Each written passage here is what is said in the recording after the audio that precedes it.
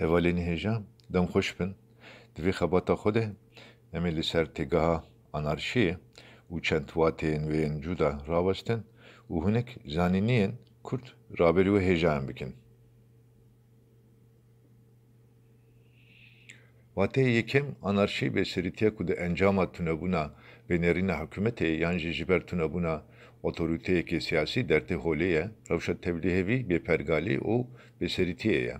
Di rewşa anarşiyê de hikûmet nema dikare erka xwe ya di navbera hêzên siyasî, aborî û civakî de pêk bîne û loma jî rewşa siyasî ya civakê tevlîhev dibe û vedigohere rewşekê kaotîk.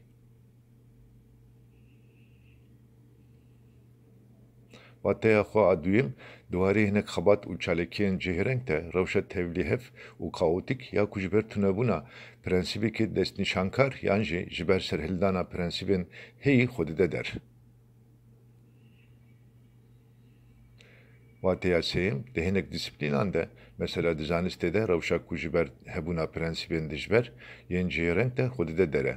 Ji kesên ku her sê rewşan de jî dixwazin rewşa anarşiyê berdewam ke û ji bo vê yekê tê dikoşin re anarşîst tê gotin.